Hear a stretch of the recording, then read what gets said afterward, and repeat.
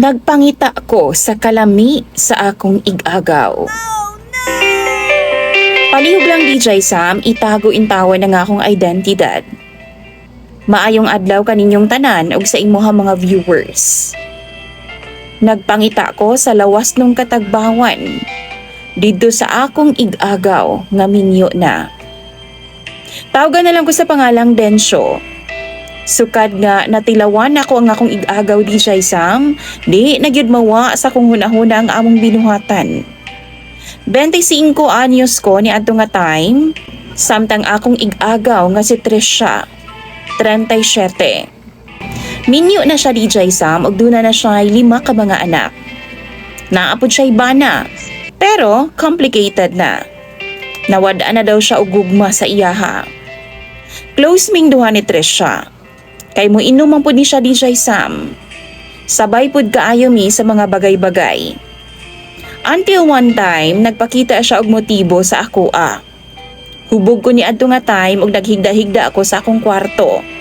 Samtang naa pa sila nag-inom sa sala. Normal ra sa amo ang tapok-tapok nga magsulod-sulod sila sa akong kwarto DJ Sam.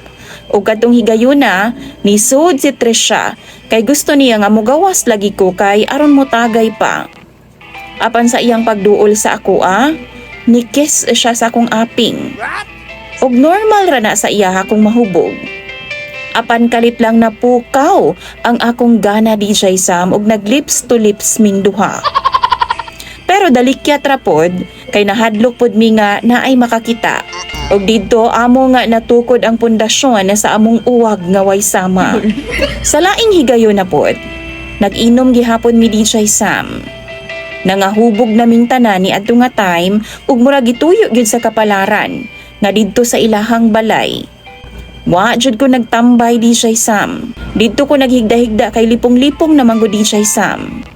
Pero kalitra siyang niapa sa akoa. Sa way pagduha-duha, nabuhat na mo ang gimbuhaton sa magtiayon nga pertig yung pagkalamia DJ Sam.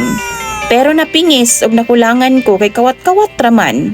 Kay tingalig na ay makakita nga lain ba. Igo ra nakabuto og kausa DJ Sam. Wow! Unya, paglabay sa pipila ka buwan DJ Sam, nagtrabaho na siya sa Maynila. Akong gibati no, puros na lang yun kahidlaw sa iyaha. Naay higayon nga nakauli siya sa amoa DJ Sam, ug nabuhat namo sa ikaduhang higayon ang butang nga pertig yung pagkalamia. Pero sa akong kaugalingon, kuwang pagyud in taon to. Pero dili pwede nga magsige na lang mig ana-ana kay daghan pud bayang makabantay nga mga igagaw namo DJ Sam. Mao nang hangtod karon, puros na lang plano nga di gyud taon mahitabo sa personal. Kay wa man gyud higayon kung naa siya. Hangtod ni balik na lang siya sa iyang trabaho DJ Sam ug wa gyud nahitabo sa amoa. Hinuon, padayon mi sa cellphone, sa chat ug sa tawag sa video call. Sige na lang mig uwag-uwag. Kay baho ko DJ Sam, nga sayop ang among gibuhat. Syempre, bisan unsaon magkadugo ming duha, igagaw na ako siya. Pero di pod na ako madinay sa akong kaugalingon, nga ginapangita ginako ang kalami ni Trisha. Di gyud ko matagbaw kung di siya DJ Sam. Kung kamo daw naa sa akong sitwasyon, palihog daw, tambagi ko ninyo sa comment section. Gusto na akong undangon, pero di kaya sa among uwag. Imong sender og follower DJ Sam, Densyo.